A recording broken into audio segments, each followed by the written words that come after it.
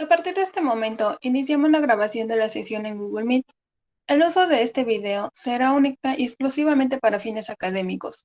Ninguna persona puede usar las imágenes, audio o información que aquí se comparte con fines ajenos a la clase.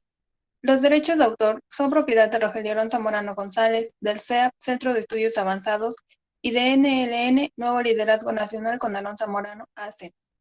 Para garantizar la protección de datos personales, queda estrictamente prohibido promover la creación de canales de comunicación distintos a los oficiales, así como solicitar o proporcionar cualquier información personal o datos considerados como sensibles por las leyes mexicanas vigentes por cualquiera de los participantes de estas sesiones en vivo, aceptando eximir de cualquier responsabilidad legal a la institución educativa y sus directivos en caso de falta a esta disposición por parte de alumnos o personal docente. Tenemos como siguientes figuras literarias o figuras retóricas a lo que es la etopeya. Bien, esta consiste en describir lo que van a ser rasgos morales, rasgos psíquicos de una persona. Tenemos como ejemplo, siempre se sentaba al fondo de la clase, era callado, tímido, pero mucho más inteligente que el resto. Aunque se encargaba de pasar desapercibido, las pocas veces que participó en clase, con su voz débil que se esforzaba por levantar, dijo cosas que nos dejó a todos con la boca abierta. Se notaba que era culto, reflexivo y memorioso. Tenemos aquí callado, tímido, inteligente. Entonces, rasgos morales o bien que hagan referencia a la forma de ser. Esta parte meramente moral. Tenemos a lo que va a ser la prosopografía, que se encarga de describir las características externas de una persona, de un animal. Inclusive en la situación de describir a lo que van a ser personas, pues bien también va a incluir en cuanto a la indumentaria o bien a la forma de vestir. Era un señor flaco, bajito, escuálido, melenas grises y barba blanca, nariz corva, ojos hundidos y brillantes. Vestía levita y llevaba un sombrero de copa. Posteriormente tenemos a lo que es el polisindentón. El empleo repetido de una conjunción para dar mayor fuerza expresiva. Aquí en el poli vamos a identificar que se trata del empleo repetido de las conjunciones, porque posteriormente vamos a tener otra figura donde ahora se van a omitir estas conjunciones. Entonces tenemos que en el poli se van a colocar de más. Tenemos como ejemplo, y allí fuerte se reconoce y crece y se lanza y avanza y levanta espumas y salta y confía. Entonces, poli, muchas conjunciones o de manera repetida nuestra conjunción. Tenemos nuestra primera ejemplo. El animal parecía una bestia, parecía más un ser mitológico que un ser real. Tenía patas enormes, con garras muy afiladas, colmillos prominentes y la cabeza era grande como la de un tigre. ¿Qué figura encontramos en esta? ¿Una prosopografía, una etopeya o un polisindentón?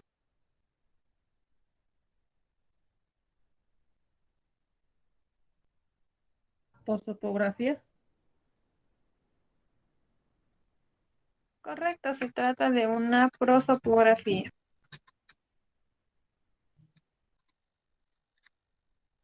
En su sonrisa se podía entrever su triste pasado. Aún así, se empeñaba por dejarlo allí, en el pasado, siempre dispuesta a dar todo por los demás hasta lo que no tuviera.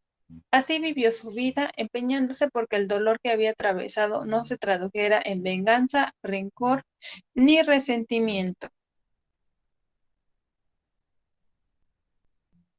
Una etopeya, correcto, bien, una etopeya. El leñador tenía cara de cansado, la barba larga y rojiza, la ropa deshilachada, grandes ojeras y las manos agrietadas y ásperas de tantos años de trabajo.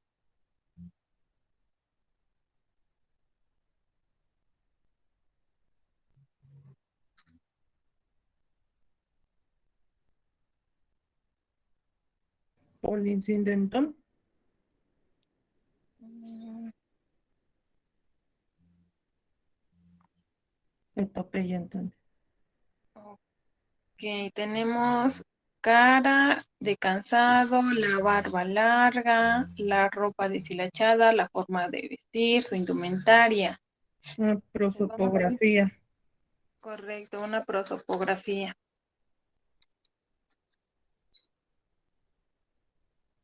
Las rosas y las camelias y las margaritas y los claveles y las hortensias y todas ellas decoraban el bello jardín.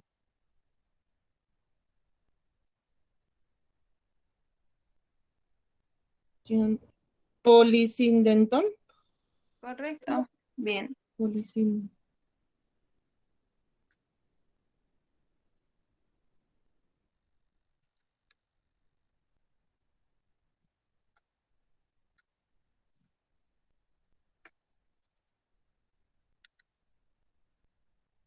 No tenía excusas, pero las tenía. No tenía motivos, pero los tenía. No tenía sentido, pero lo tenía. No tenía razones, pero sin embargo las tenía.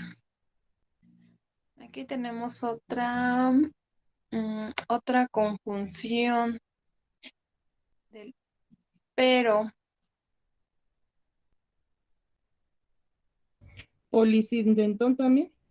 Correcto.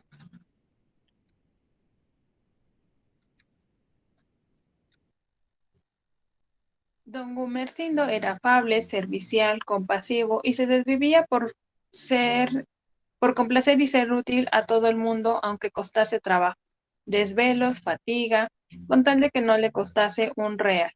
Alegre y amigo de chanzas y burlas, y las regocijaba con la amenidad de su trato y con su discreta, aunque poco apática conversación. Epopeya.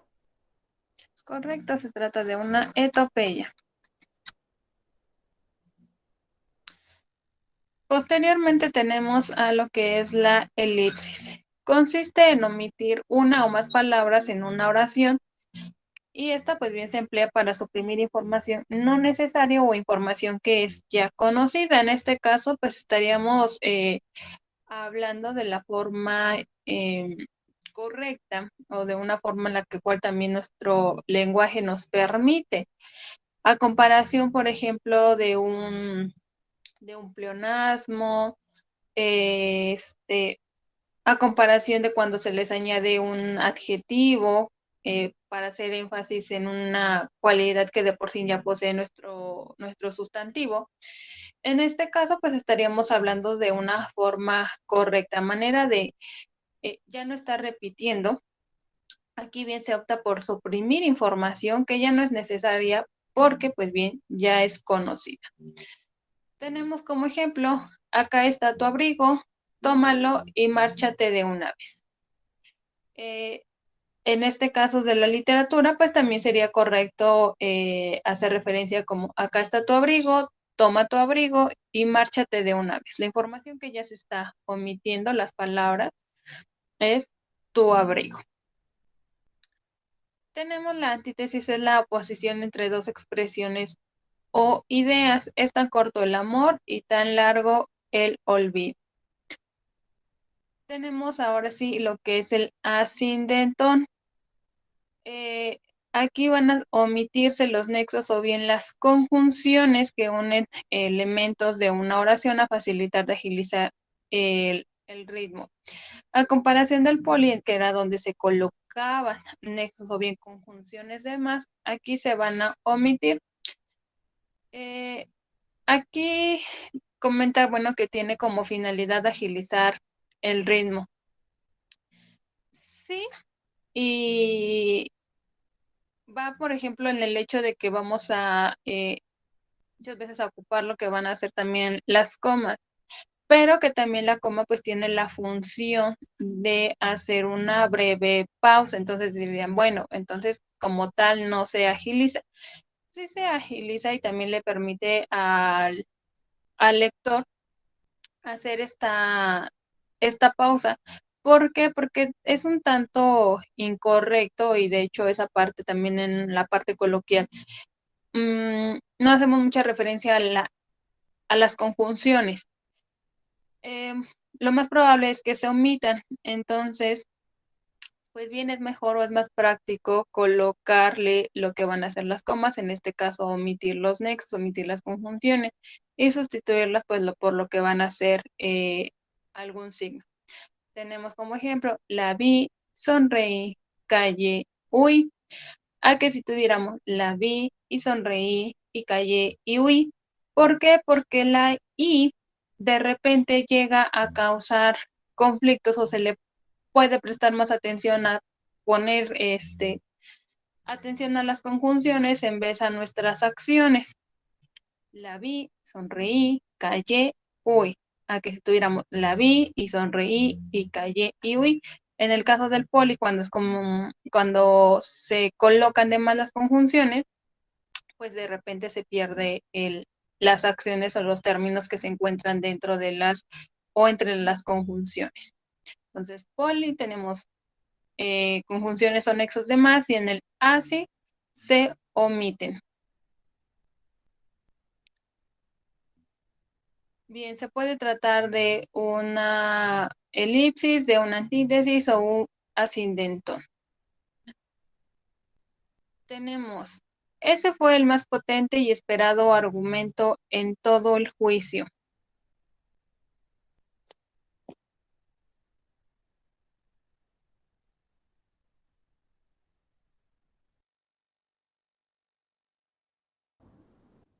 Antítesis, por lo Ok. de potente y esperado, no. No, aquí tenemos la parte del argumento.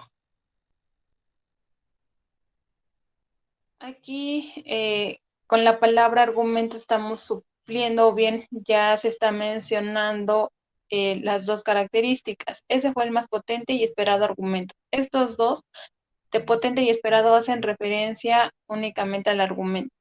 Ese fue el argumento más potente y esperado argumento. Entonces, para que no suene, porque en ese caso, pues ya está, no nos suena un tanto coherente de decir ese fue el argumento más potente y esperado argumento en todo el juicio. Pues bien, la información que se está omitiendo aquí al inicio es argumento. Entonces, en este caso, estamos hablando de una elipsis. Me acerco, te alejas. Te miro, me ignoras. Accidentón. Correcto. Así. Bien. Tenemos aquí, o bien utilizamos lo que van a ser nuestras comas, a manera, pues bien, de omitir nuestra conjunción. Me esfuerzo por olvidarte y sin querer te recuerdo. La antítesis, Correcto.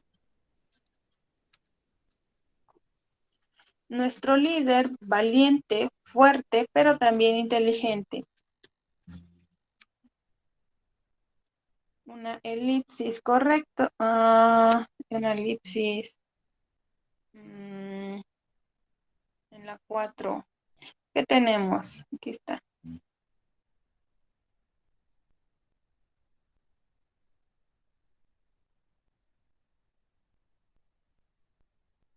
un accidentón. Correcto, se están omitiendo las conjunciones.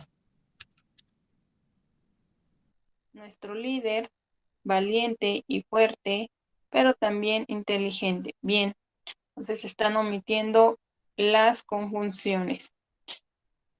El oro hace soberbios y la soberbia necios. Antítesis, Antítesis.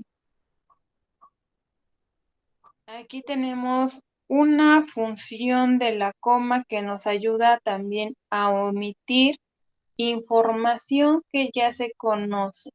Tenemos a nuestro verbo.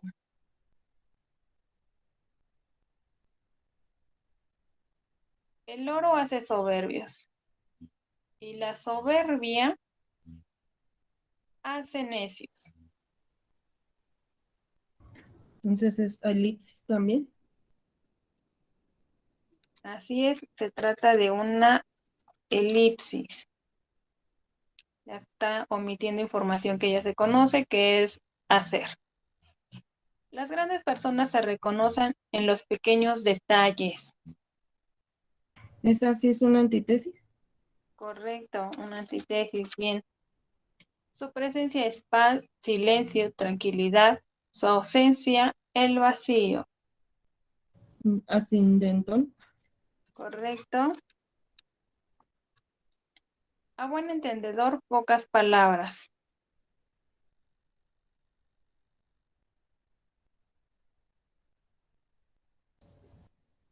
Un acidentón también. Mm, Aquí una función que está realizando nuestra coma es omitir información. Entendedor. ¿O no? Mm, Ajá, tenemos a buen entendedor. Aquí la información que se está omitiendo es bastan o necesita eh, pocas palabras. A buen entendedor, bastan pocas palabras. Entonces, eh, se está omitiendo información que es bastan y lo está supliendo lo que es una coma. Entonces se trata de una elipsis. La muerte es tan fácil y tan difícil la vida.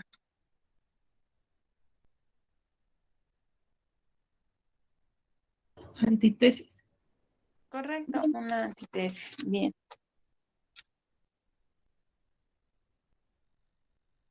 Posteriormente tenemos como figura a la descripción.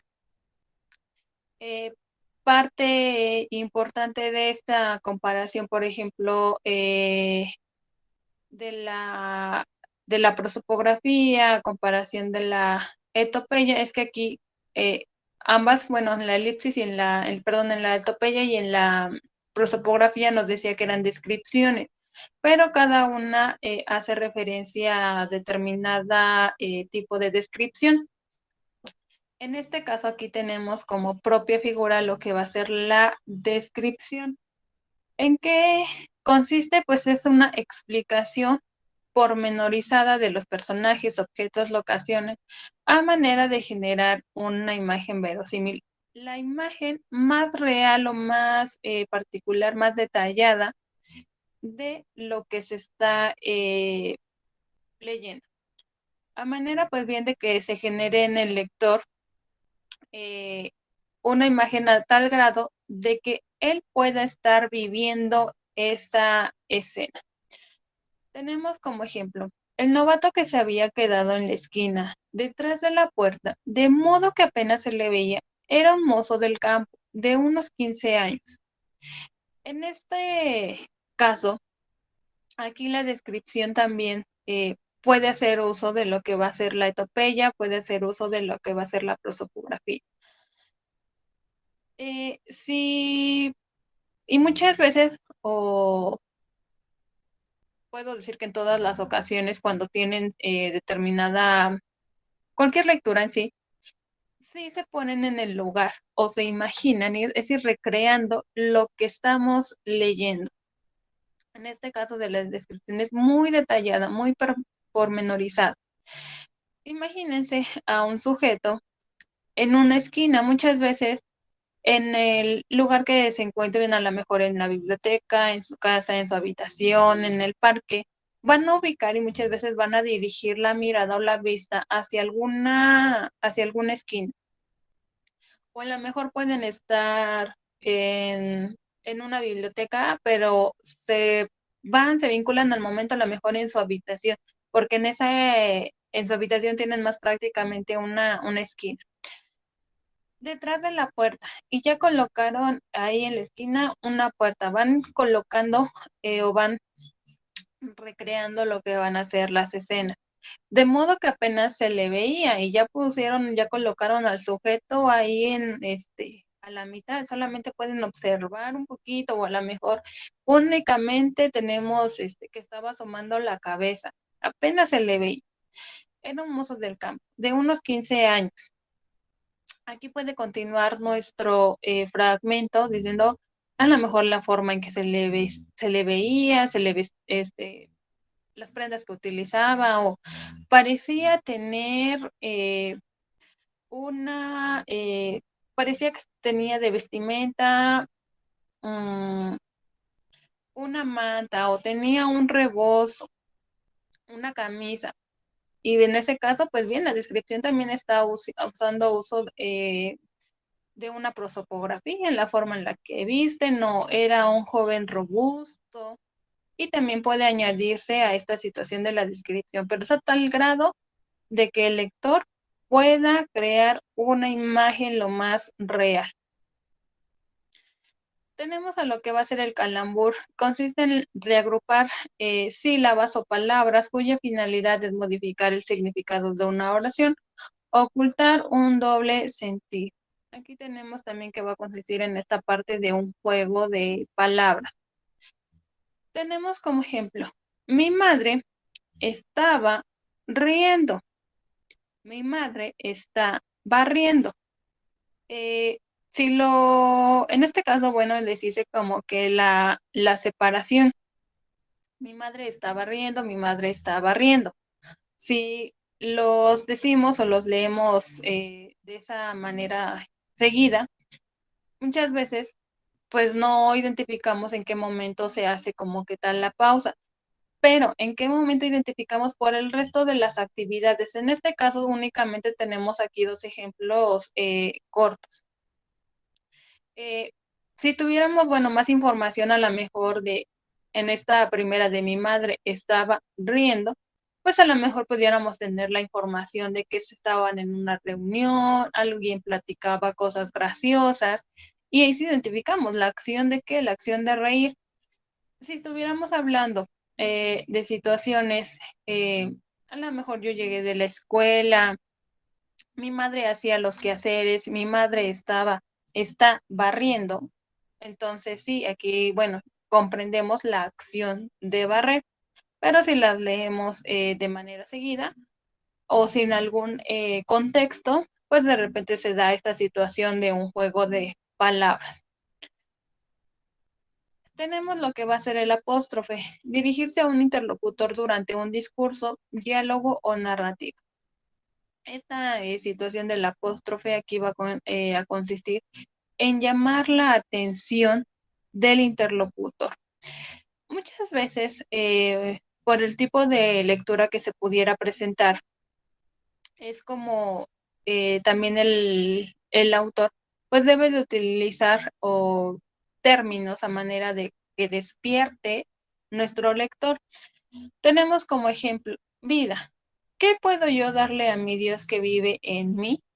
Esta situación de vida, esa manera de que se está dirigiendo al interlocutor, pero pues va a continuar con la lectura, pero al utilizar este término, pues ya hizo que despertara nuestro lector.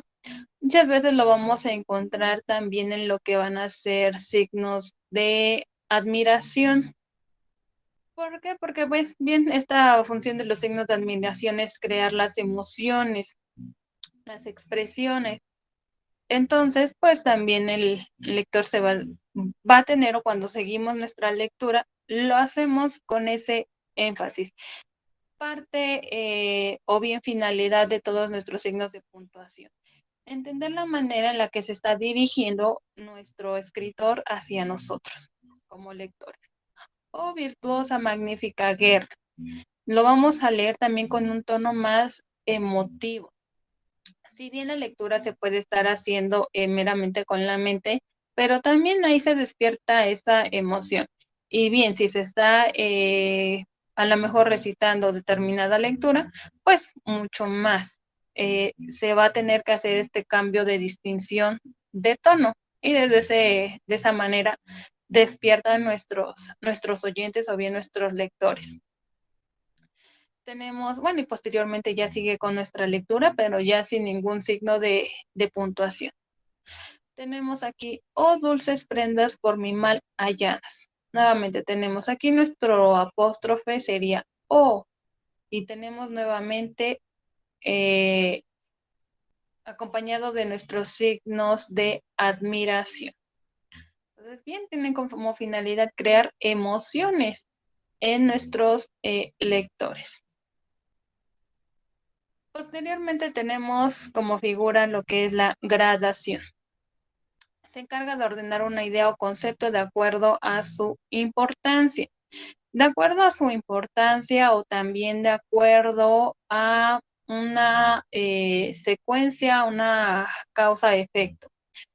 Tenemos como ejemplo, si no duermo bien por la noche, me levantaré con desgano. Estaré posiblemente de mal humor todo el resto del día. Al mediodía, la comida me caerá mal. En consecuencia, tendré un mal día en el que probablemente me sienta, además, exhausto y solo tendré la necesidad de regresar al hogar a descansar. ¿Qué fue el orden, en este caso, lo más importante dentro de este párrafo? La acción de no dormir bien. Si no duermo bien, desencadeno todo lo demás. Levantarse con desgano, el mal humor, la comida le va a caer mal, va a estar exhausto. Pero todo derivó aquí, lo más importante fue no dormir bien. Vamos a revisar otro en el que se va a dar más la situación de ir de un concepto, de cómo va generando un concepto a otro. En el quiasmo consiste en la repetición de ideas, pero intercambiando su orden sin que pierda su sentido. Aquí vamos a tener las ideas en diferente orden. Cuando tenía hambre, no tenía comida. Ahora que tengo comida, no tengo hambre. Entonces, están a la inversa. Tenemos unos ejercicios para revisar lo que va a ser la gradación o bien el quiasmo.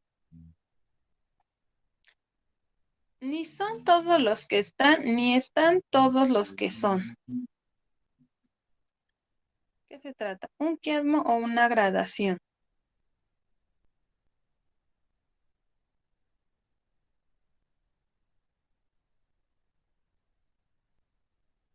¿Un quiasmo? Correcto, se trata de un quiasmo. Cuando quiero llorar, no puedo, pero muchas veces lloro sin querer.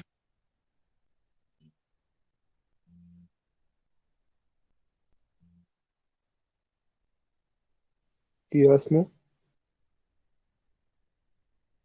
Correcto, se trata de un quiasmo. La guerra trae muerte, la muerte trae pena para los vivos luchan por alimento, aunque éste escasea como producto de la guerra.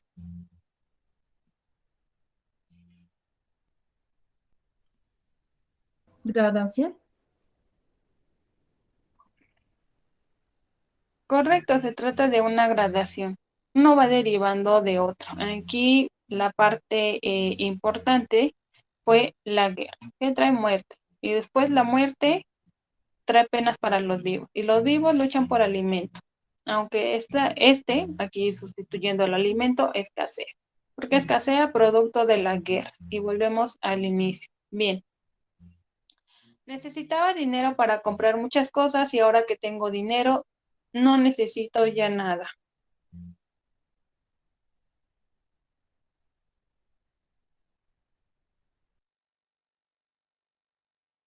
¿Un quiasmo? Correcto, se trata de un quiasmo. Unos toman algo, otros toman todo. ¿Un quiasmo también? Correcto. En una casa pequeña, de un pueblo pequeño, de un país pequeño, de un continente pequeño, de un mundo pequeño, en la inmensidad de la galaxia vivía un hombre. ¿Una gradación por lo de pequeño? Ok, correcto. Se trata de una gradación. Aquí prácticamente partíamos en un orden de casa, posteriormente el pueblo, el país, un continente, y es como se iba haciendo esta situación de distintos grados en cuanto pues a las ubicaciones, en cuanto al lugar en el que se puede habitar. Los kilómetros que distanciaban a la madre de la hija se convirtieron rápidamente en metros, más luego en centímetros, al oír sus voces por el teléfono. Gradación también. Correcto, se trata de una gradación. Tenemos a los kilómetros, posteriormente tenemos a los metros y luego en centímetros. Bien. Aquí tenemos un crucigrama. De acuerdo a las figuras literarias o también denominadas figuras retóricas. Vamos a ir revisando cada una de ellas. Bueno, tenemos una breve descripción de qué es lo que debería de ser o meramente su concepto. Y vamos a ver de qué figura se trata. Tenemos la número 1. Repetición de elementos al inicio de un verso o frase. La 1 horizontal. Anáfora. Correcto. Siete palabras. Bien, 7 letras, perdón. Una anáfora. Están al inicio del verso o al inicio de la frase. Posteriormente tenemos la 1 vertical, oposición entre dos ideas o expresiones. Comienza con una A.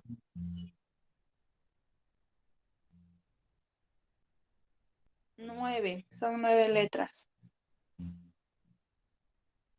Y comienza con una A.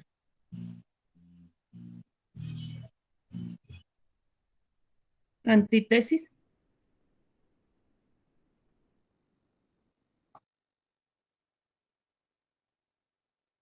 Correcto. Posteriormente vamos con la 5 horizontal. Es la sustitución de un todo por una parte y viceversa. Termina con una E.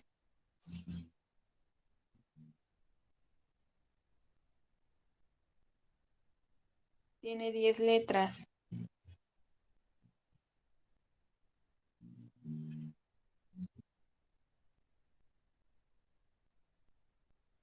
Empieza con una S.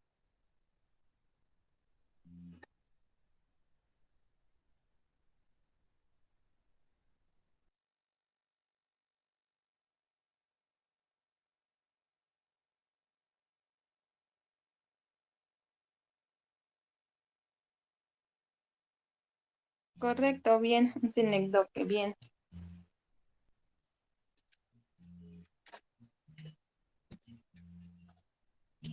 Tenemos luego la 4 vertical. La omisión de conjunciones.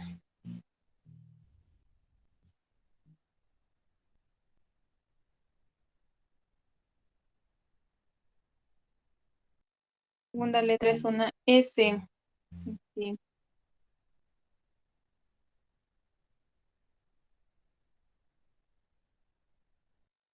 Ascendentón.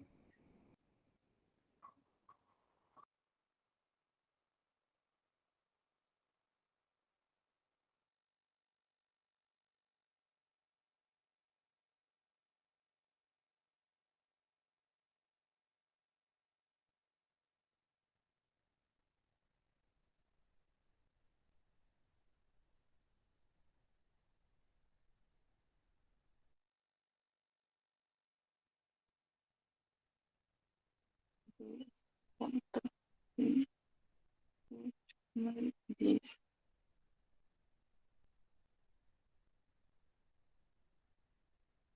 10 letras.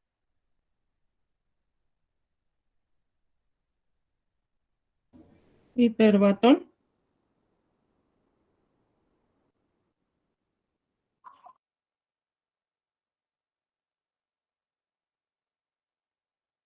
Correcto, bien.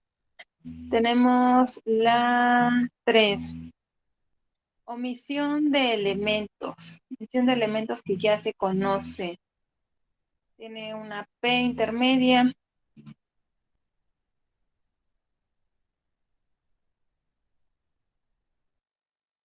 Siete letras.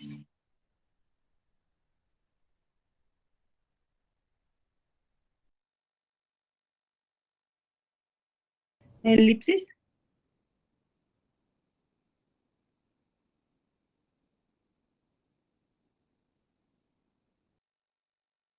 Correcto, bien, una elipsis. Tenemos la 8. Exageración de un aspecto o una característica. Tenemos una I y una E al final. Una I intermedia. Hipérbole.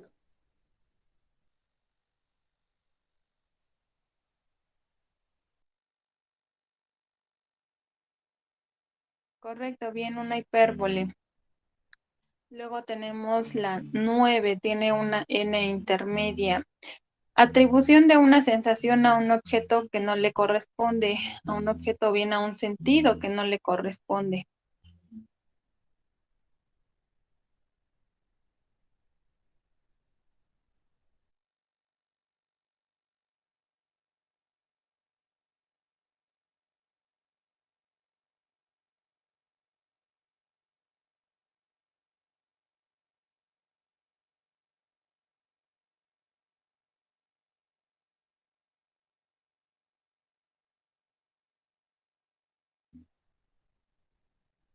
Una sensación a un sentido que no le corresponde. Sinestesia. Correcto, bien, una sinestesia.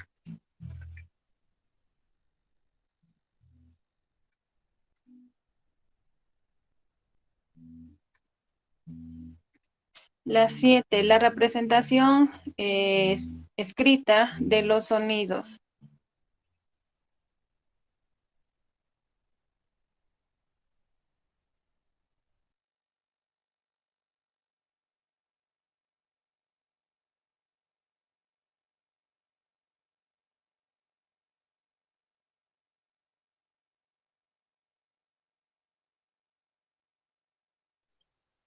Onomatopeya.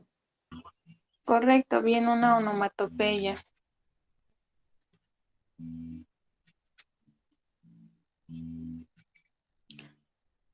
Luego tenemos la 11. Sustitución de un término con otro con el que tiene cercanía. Metonimia. La 11. Correcto, bien, una metonimia, bien. Luego tenemos la 10, tiene una I intermedia. La repetición de sonidos, aquella prácticamente contraria a la anáfora. La repetición de sonido puede ser vocálico o consonántico.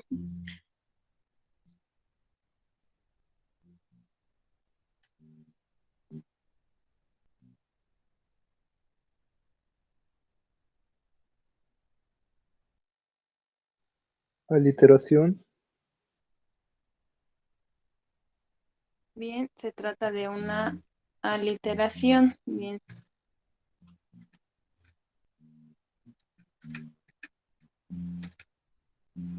La 13. Expresión opuesta de lo que se piensa o se quiere decir. Termina con una A. 6 letras.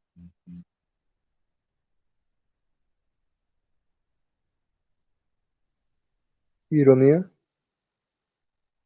Bien, correcto, una ironía. La 12. Organizar elementos según su importancia. Tenemos una R en segundo lugar.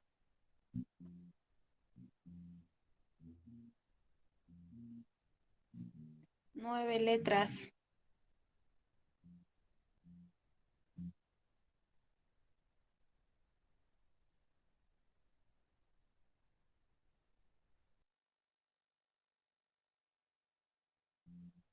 La primera es G.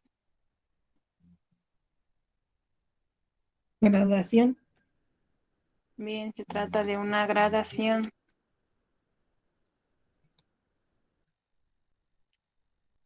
Luego tenemos la 15.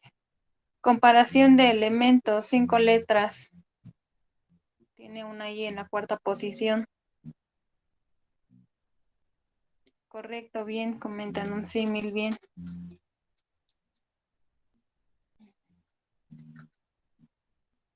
Y tenemos la número 14, repetición de ideas, pero intercambiando su orden. De las últimas 2, 7 letras. Empieza con una Q. Quiasmo. Correcto, un quiasmo.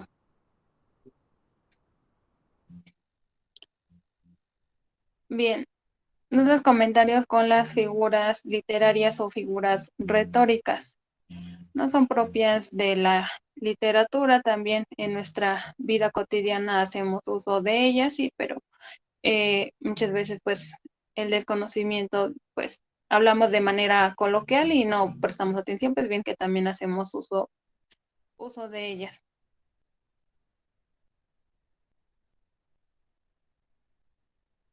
Vamos a revisar ahora lo que van a ser los movimientos literarios. Bien, se van a denominar movimientos literarios a las tendencias históricas y estéticas que conforman la historia de la literatura. La historia de la literatura y también en otras áreas manejamos esta situación de movimientos o de corrientes.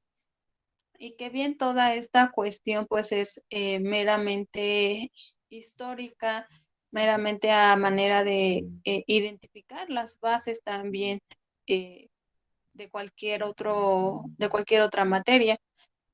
Por ejemplo, este, en la biología que podemos obtener, por ejemplo, eh, el origen de la vida. En ese caso podríamos denominar a las distintas teorías como distintos movimientos, distintas corrientes que permitieron el origen de la vida. Esta parte de los movimientos, pues bien, se van a agrupar a través de escritores o bien a través de diversos autores que van a compartir rasgos o características. Una vez que comparten esta situación de rasgos o características, se van a poder agrupar a un movimiento o a una corriente. Nos sirven pues bien para organizar la historia de la literatura, no tiene límites temporales ni geográficos estrictos, pero a manera pues de que los organicemos se va a dar la cuestión meramente sí temporal. Es la situación un poquito más fácil de determinarla. Geográficos no tanto se encuadran las características. ¿Por qué? Porque muchos influyen en otros territorios. Sí, tenemos también determinada situación en la cual se da como su origen, su aparición, pero hasta otros territorios también van a retomar esa forma, muchas veces esa forma de escribir. Se aprecia en retrospectiva. Bien, esta parte es prácticamente, digamos, un tanto lenta por la cuestión del proceso que se lleva.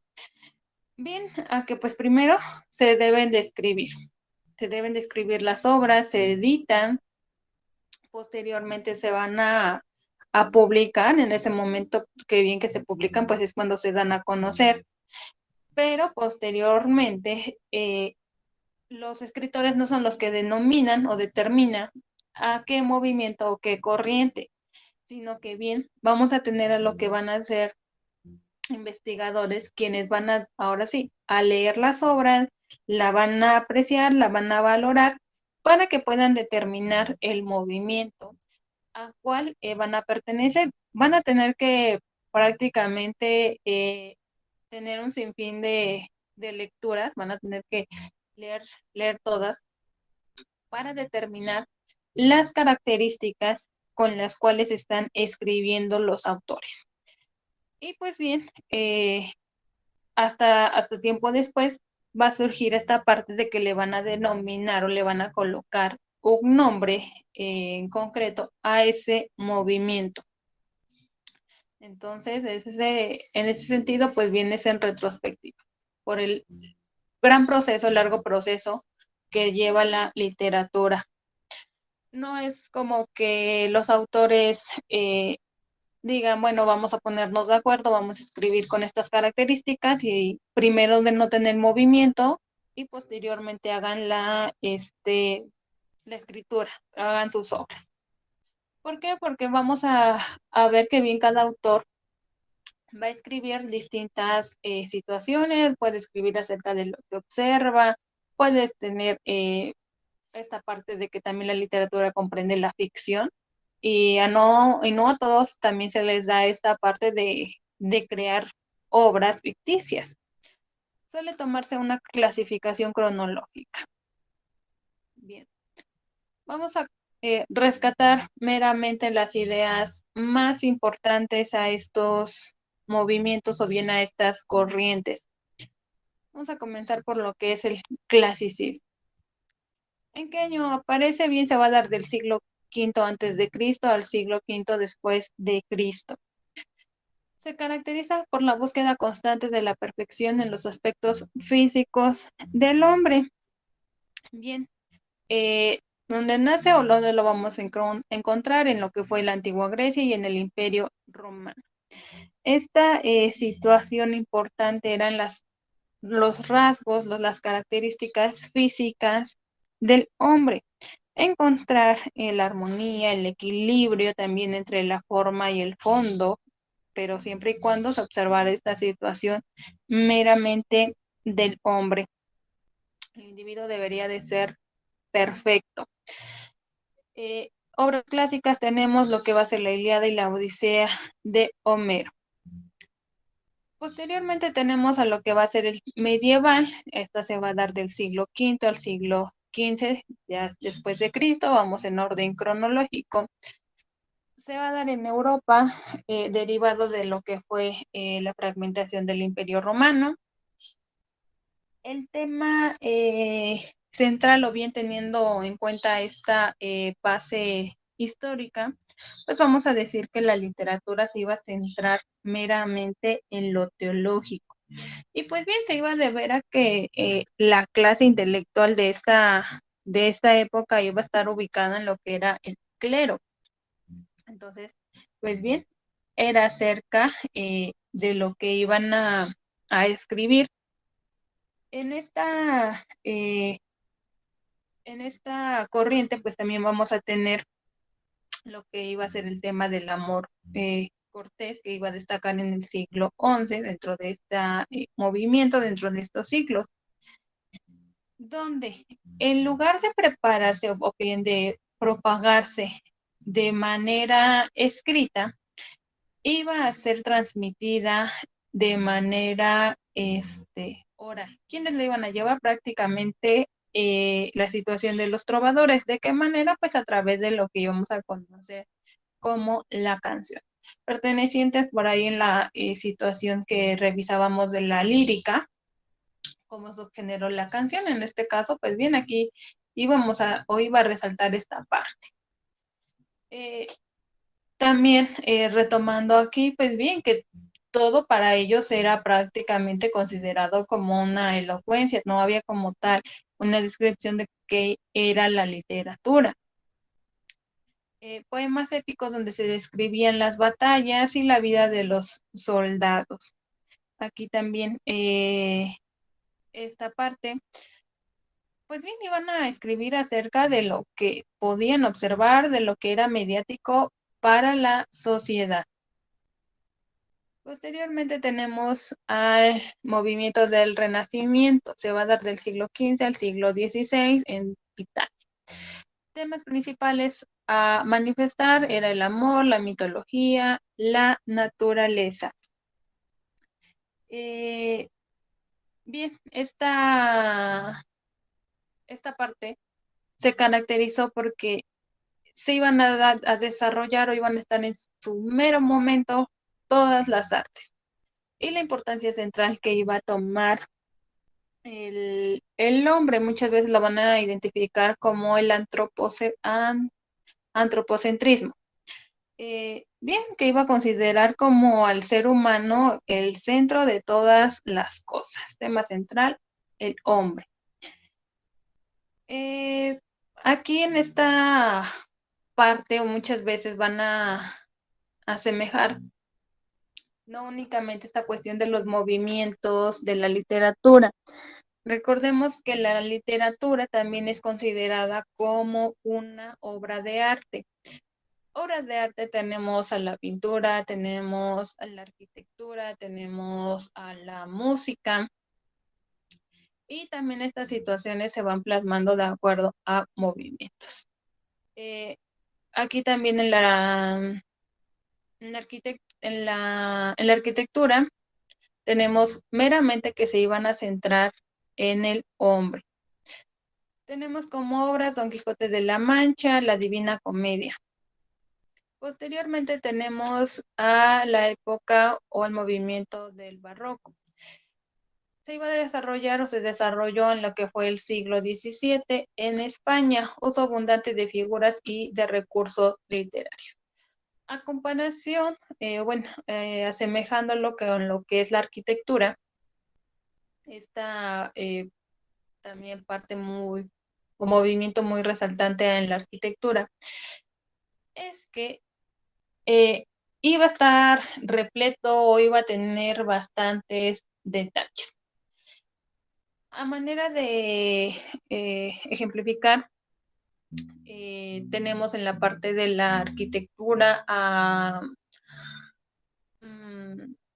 en Guanajuato, por ejemplo, la de las minas, parece que se llama la Valenciana.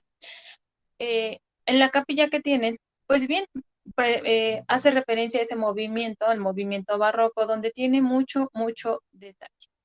Otra, por ejemplo, en la capilla del Rosario de la iglesia de Santo Domingo en Puebla, también es otro ejemplo de barroco, donde tiene mucho, mucho detalle, que inclusive ahí tenemos esta situación de que prácticamente posee mucho, mucho oro. Va a suceder aquí lo mismo, pero va a suceder que ahora van a utilizar o va a tener mucho de qué, de las figuras, de los recursos literarios, de los que acabamos de revisar. ¿Qué temas iban a tener? Temas como el amor, la mentira, el desengaño, la muerte. Tenemos obras representativas de este movimiento, que fue Fuente Ovejuna, de Lope de Vega, El burlador de Sevilla, de Tirso de Molina. Tenemos posteriormente lo que va a ser el neoclasicismo. Se va a desarrollar a partir del siglo XVIII. Aquí va a hacerle frente o bien va a determinar a lo que va a ser el barroco. Aquí toda esta parte meramente del amor, del desengaño, de la muerte, de la mentira, prácticamente no escribe nada, lo refutan. Y bien, hablan acerca del culto de la razón y se encarga de transmitir valores. En esta parte, retomando, y de ahí que sea neoclasicismo, recordando que comenzamos con lo que era el clasicismo. Bien, si se iba a centrar en la armonía, en la forma y el fondo, y como tema central el hombre. Bien, ahora es un nuevo clasicismo. Nuevamente, vamos a hablar acerca de lo que va a ser el hombre, pero ahora un hombre racional, un hombre pensante, un hombre con valores. Va a encontrar la felicidad, pero meramente a través de la cultura, a través de la razón. Bien, entre el individuo, el ser, el hombre en sí, fuera, digamos, más inteligente, más consciente, más racional, iba a ser feliz. Él no iba a tomar la felicidad meramente por sentimientos como el amor, o que inclusive esta parte de la tristeza, pues a través de la muerte. No, él únicamente, pues este momento dice bien, la felicidad, pero meramente racional, meramente un hombre culto. Tenemos como ejemplos en el teatro al autor Leandro Fernández de Monatín con El sí de las niñas, El viejo y la niña. Tenemos posteriormente a lo que va a ser el romanticismo.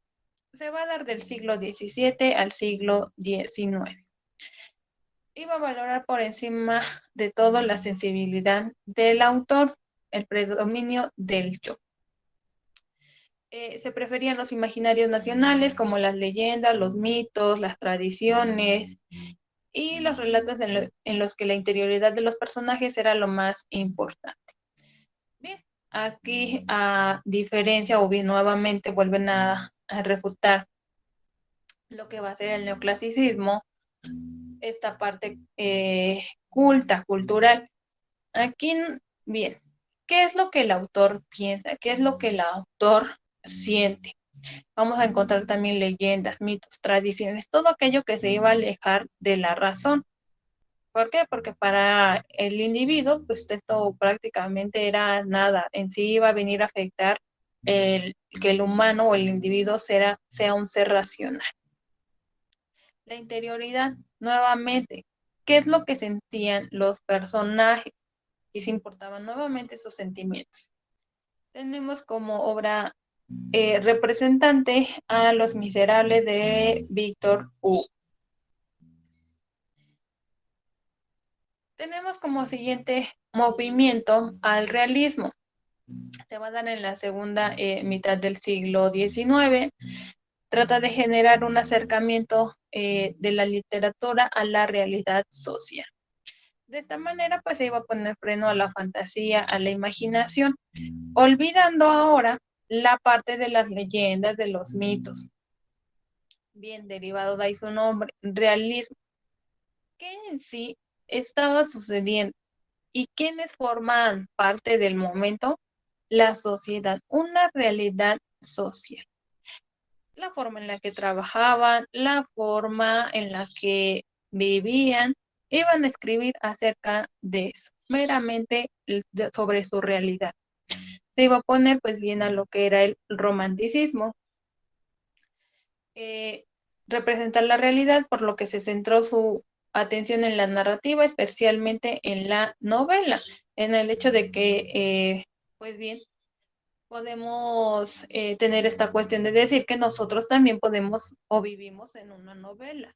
¿Por qué? Porque bien somos bastantes personajes, tenemos distintas tramas, cada uno realiza distintas acciones.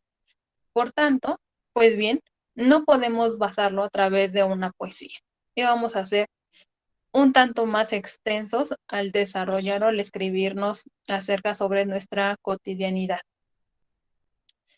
Tenemos como ejemplo Crimen y Castigo de Fyodor. Tenemos Guerra y Paz de León Tolstoy. Entonces, meramente, ¿cómo es que vivíamos? ¿Qué es lo que hacíamos? Tenemos posteriormente al modernismo. Bien, esta parte ya se va a dar a finales de lo que va a ser el siglo XIX. Se desarrolló en lo que fue América Latina y fue muy influyente ahora a lo que es España. Renovación del lenguaje literario. Se introdujo cierto preciosismo en las formas y temáticas, especialmente en la poesía. Aquí que iba a dejar de lado la narrativa. El género más representativo iba a ser la poesía. Algo moderno, modernismo, y dejando de fuera la realidad. Algo nuevo. También esta situación pues se deja un poquito a bueno, de esta manera subjetiva, retomando lo que era la poesía, lo que cada autor pudiera tener o pudiera pensar como quisiera expresarse, algo moderno. el poemario azul como obra representativa de Rubén Darío, retomando esta parte de que el movimiento, lo que más escribían aquí iba a ser la poesía. En el realismo lo que más escribían era la novela. Tenemos a lo que va a ser el realismo mágico. Vamos a tener o a retomar parte de lo que fue de por sí en el movimiento del realismo, pero ahora con esta parte mágica, con esta parte fantástica, innovadora. Se va a dar en lo que fue a principios del siglo XX. Primero apareció en la pintura y posteriormente fue introducido a la literatura. Muchos, también aquí, por ejemplo, muchos autores se basan en eso. Tenemos que la literatura va un tanto como en retrospectiva. Algunos autores sí observan mucho esta parte de la pintura, de la arquitectura, y tratan de crear una similitud a esas artes. Posteriormente, y también de ahí derivado a que los investigadores en este ámbito de la literatura, es ahí como dicen, bueno, guardan similitud con la arquitectura, entonces, o con la pintura, y por eso le van denotando los mismos movimientos. Trata de incorporar lo fantástico y maravilloso a los relatos. El más conocido exponente es Gabriel García Márquez con la novela de 100 años de soledad. Y por último vamos a tener a lo que va a ser el vanguardismo. Bien, se va a dar en la primera mitad del siglo XX.